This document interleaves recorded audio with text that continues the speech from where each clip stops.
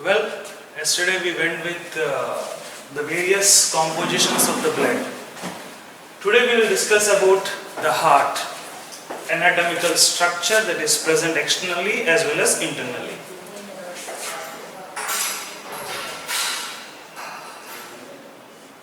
So heart is a muscular organ. It's a muscular organ.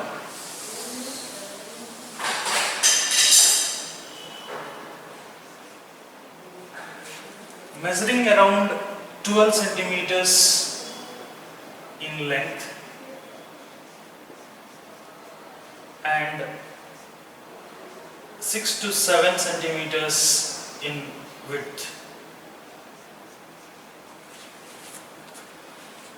The heart is enclosed or present in the middle of our chest cavity. That's the reason why it is called as media sternum in position.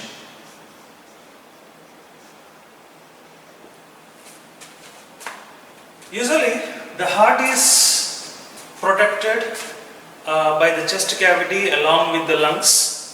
It is placed at the center of the heart, but it's a muscular organ, conical in nature.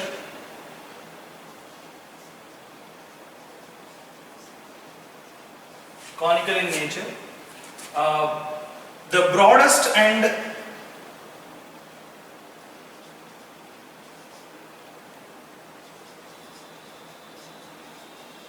is towards anterior region,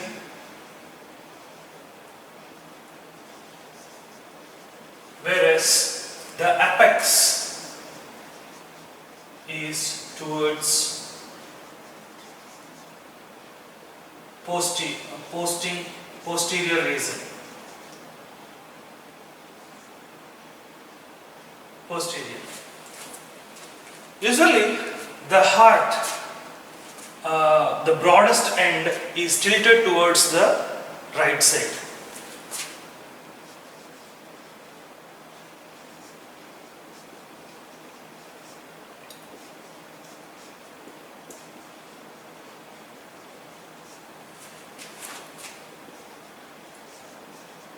Whereas the apex is tilted towards left. So due to this apex tilting towards left, people usually believe that the heart is present towards the left side, but it is present in the middle of the sternum region, protected by the sternum. That's the reason why it is called as media sternum in position. So usually we can see that this particular heart, though it is located in the middle, due to the tilt towards its left side, we usually believe that it is towards its left side. So the size of the heart,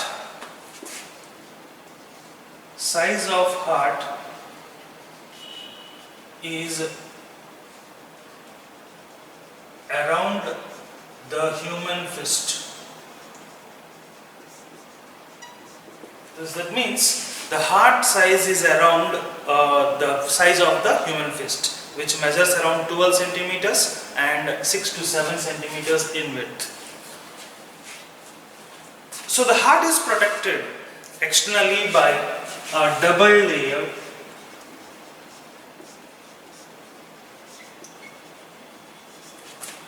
membrane, double layered pericardial membrane. This is a double layered pericardial membrane. So this membrane is having the outermost called as parietal membrane,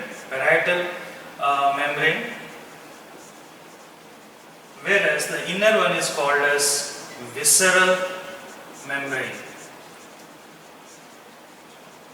So in between these two membranes of the pericardium, fluid, there is a cavity that is called as pericardial cavity. Cavity is present which is filled with pericardial fluid. As the fluid present in between these two membranes in any other organ gives protection, particularly avoids friction, avoids shocks. Similarly, the pericardial membrane, which consists of pericardial cavity with pericardial fluid, also help in protecting against the shocks, as well as usually helps in protection majorly. So when we go with the anatomy of the heart, internally as well as externally, we can find out a variety of structures that are associated with the heart. So let us find out.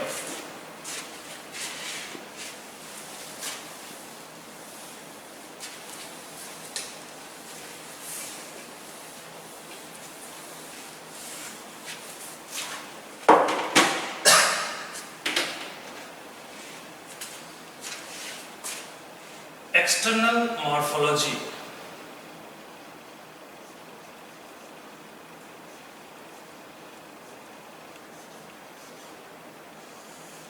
When we go with the external morphology of the heart, we can see that clear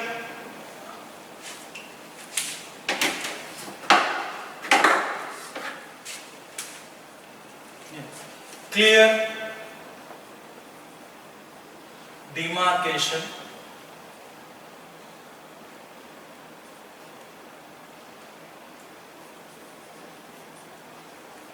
or demarcation of four chambers.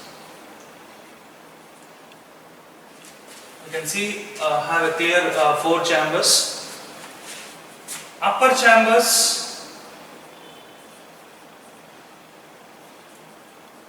small, they are small.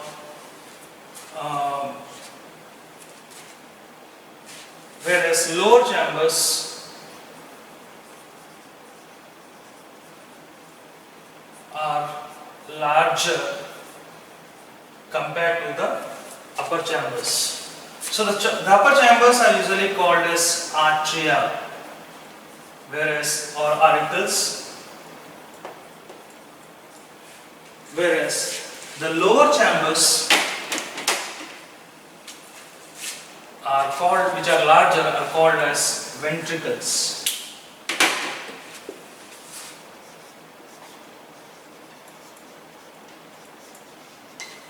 So the upper chambers are called as atria or auricles, and lower chambers are usually called as ventricles. We can see that there is a clear demarcation of the arterial chambers with the ventricular chambers with the help of a groove that is usually called as intra-arterial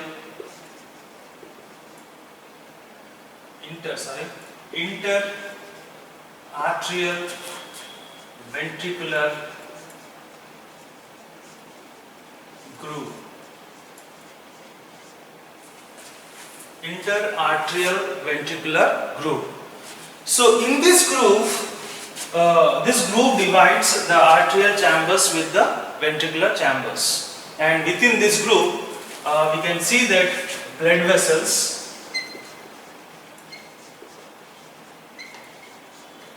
which are usually coronary arteries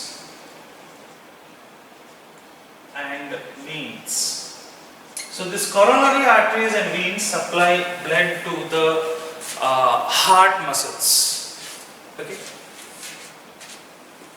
Whereas the lower chambers, the ventricles, are separated by one more groove that is usually called as intraventricular groove.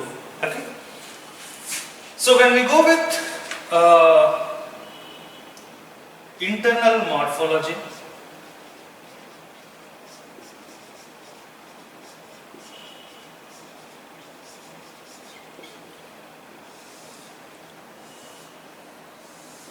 when we go with the internal morphology, we can see that the heart is four-chambered. Upper chambers are called as arterial chambers, whereas lower chambers are usually called as ventricular chambers.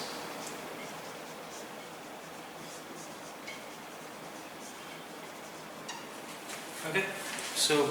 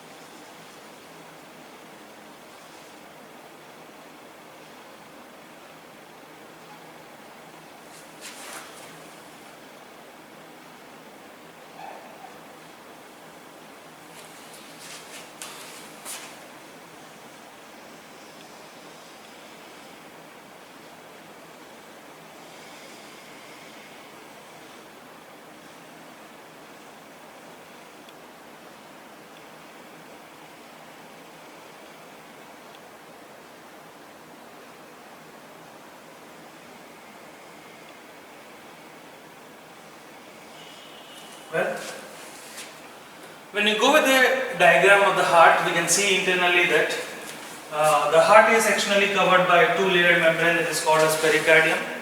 The upper chambers are usually called as arterial chambers, whereas lower chambers are usually called as ventricular chambers. We can see that the upper chambers are smaller as compared to the lower chambers. And we can see that the right auricle, this is right auricle, and this is left auricle. So we can see that the right auricle is larger as compared to the left auricle, and when it comes to the ventricles, this is right ventricle, this is left ventricle. The left ventricle is larger compared to the right ventricle.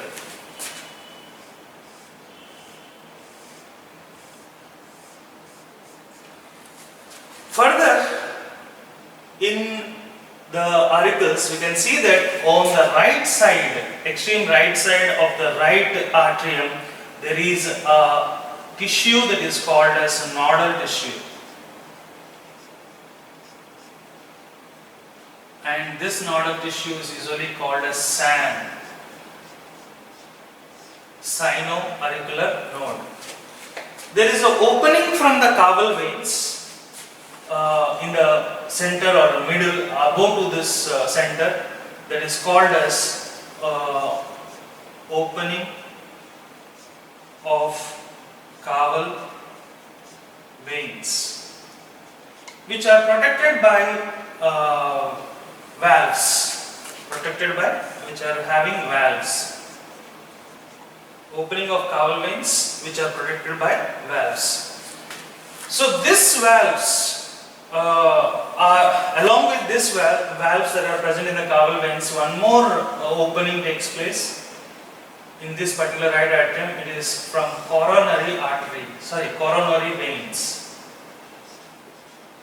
So which we have discussed that coronary is related to the arteries and veins that supply and take away pure and impure blood from the heart. Coronary veins release their secretion, and it is also protected by valves, having valves. So the valve that is present in the coronary veins is usually called as valves of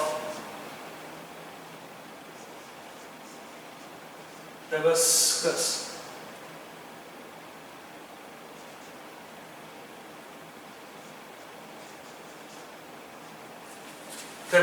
Okay, so valve of Tavascus. Whereas here valves are present, but they are rudimentary in nature, and these valves are usually called as Eustachian valves.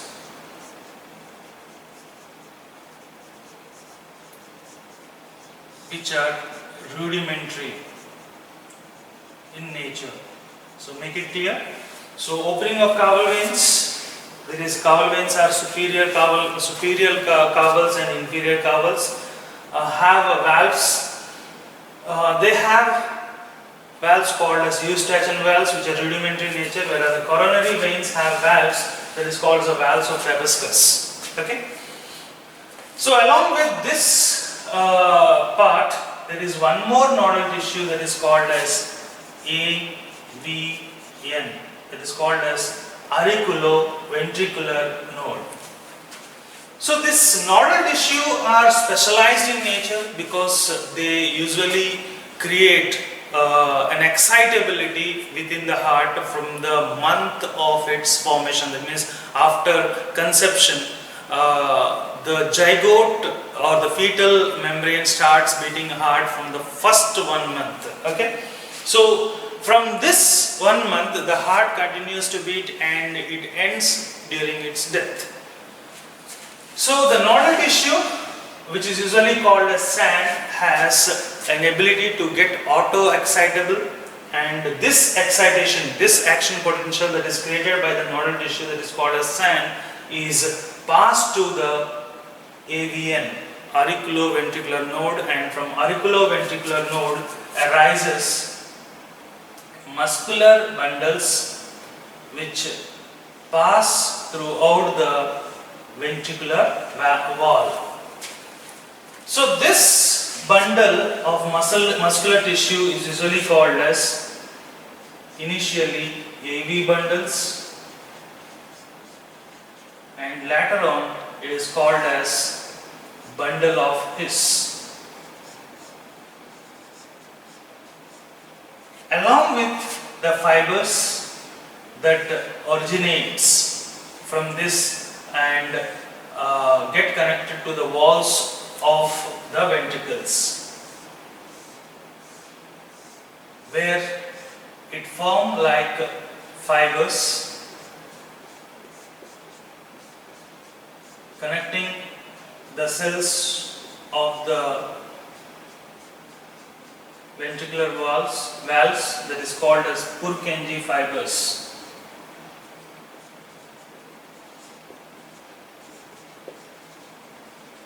So this Purkinje fibers along with the bundle of AV bundles is collectively called as bundle of His. Whereas on its left side there is an opening for receiving the oxygenated blood from the lungs. So both these arterial chambers are separated by a thin wall that is called as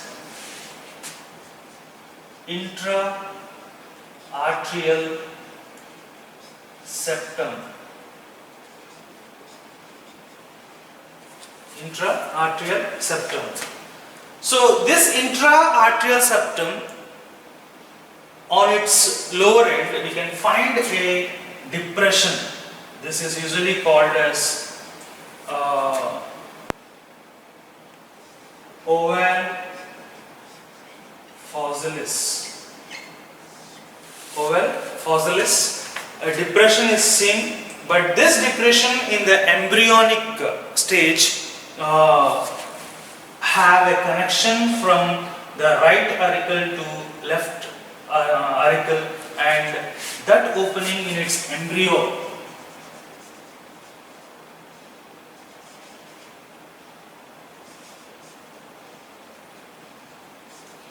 embryo is called as foramen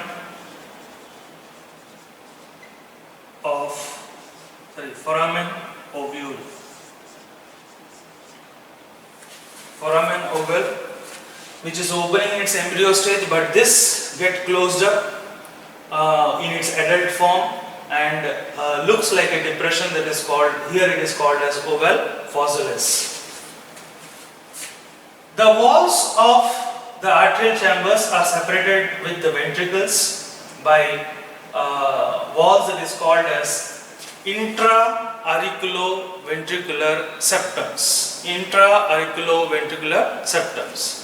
And this intra-auriculoventricular septums are provided with some cusps which usually allow the flow of blood which is received by the arterial chambers into the ventricular chambers. We can see that in the wall of right auriculoventricular septum there are three cusps or three openings or valves that is usually called as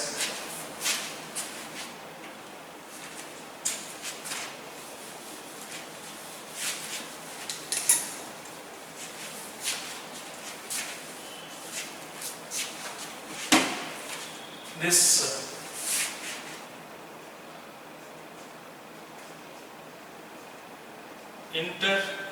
right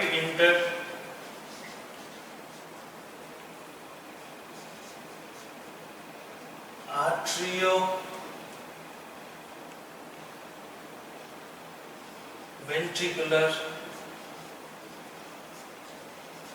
chambers are separated, right? Intra-auriculoventricular septum, whereas in the left it is called as left interarterioventricular septum. Okay. So the right interarterioventricular or auriculoventricular septum is having three cusps which are usually allows the flow of blood from arterial chambers to the ventricle chambers. This is usually act as a valve and it is usually called as tricuspid valve. As it consists of three cusps, it is called as tricuspid valve. Whereas in between the left interarterioventricular septum, the valve is provided with two cusps, so that's the reason why it is called as bicuspid valve or also called as mitral valve. And these valves during arterial contraction get opened up and the blood from the arterial chambers flow into the ventricular chambers.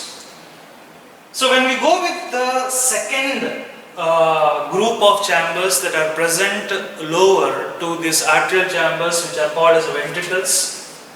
The ventricles, as I mentioned to you, the right ventricle is a bit smaller than the left ventricle and right ventricle receives the blood from the right auricle whereas left ventricle receives the blood from the left auricle. So we can see that there is a complete separation of right chambers as well as left chambers where the left chambers are meant for carrying arterial chamber receive the oxygenated blood whereas when it flows to the ventricles it sends the pure blood to all parts of the body. Whereas right chambers, auricle as well as ventricle receive the impure blood and this impure blood is sent to the lungs for oxygenation. So when we go with the lower chambers, as I mentioned to you, the right ventricle is smaller as compared to the left chamber and the intraventricular chambers, when the wall that is between the intraventricular chambers is much thicker as compared to the auricular chambers. So usually we can see that this ventricular chambers are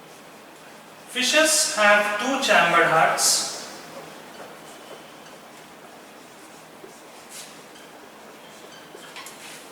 In case of amphibians,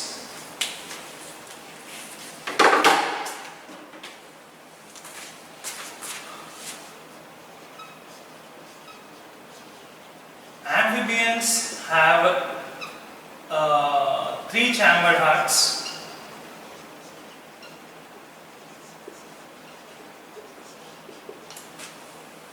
Whereas reptiles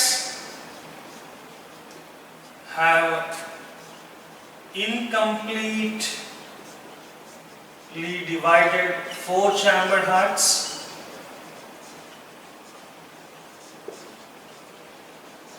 Whereas in crocodiles of reptiles have completely divided four chambered hearts.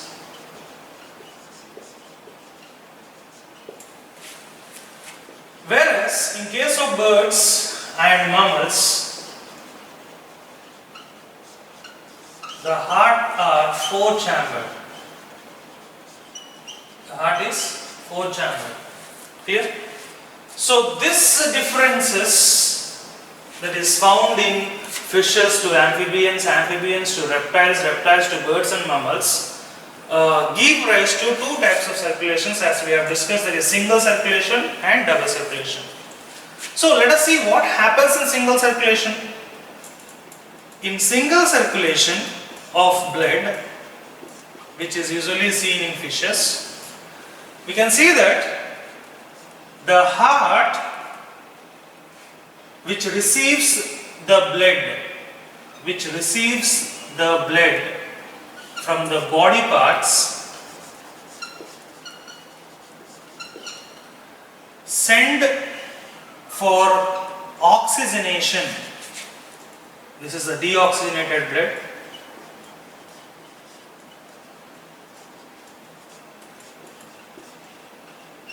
This is also deoxygenated blood. So this blood is sent to the lungs. So after oxygenation, the oxygenated blood has to actually reach heart, but directly it reaches to the body parts.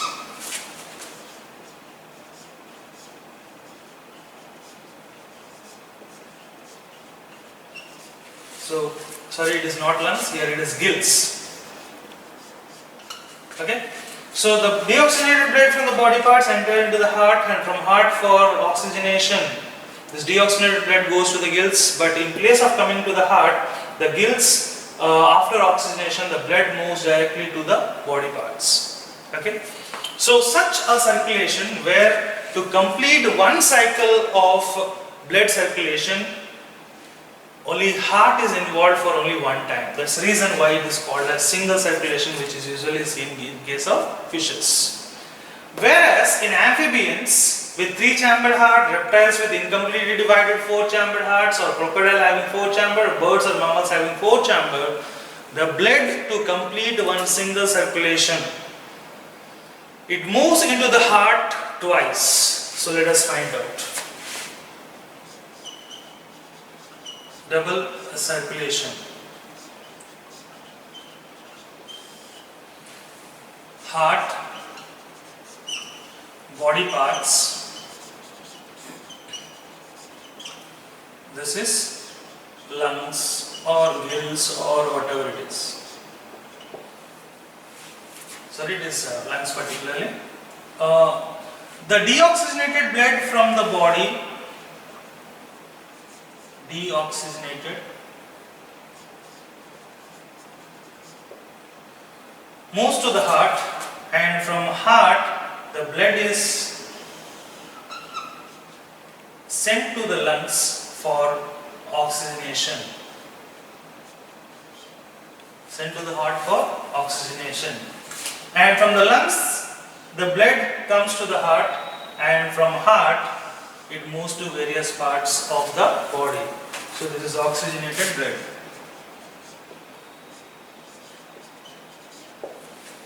So in this group of organisms, to complete one complete cycle, as the blood moves into the heart twice, that's the reason why it is usually called as double circulation. So which is usually seen in amphibians, reptiles, birds and mammals. Clear?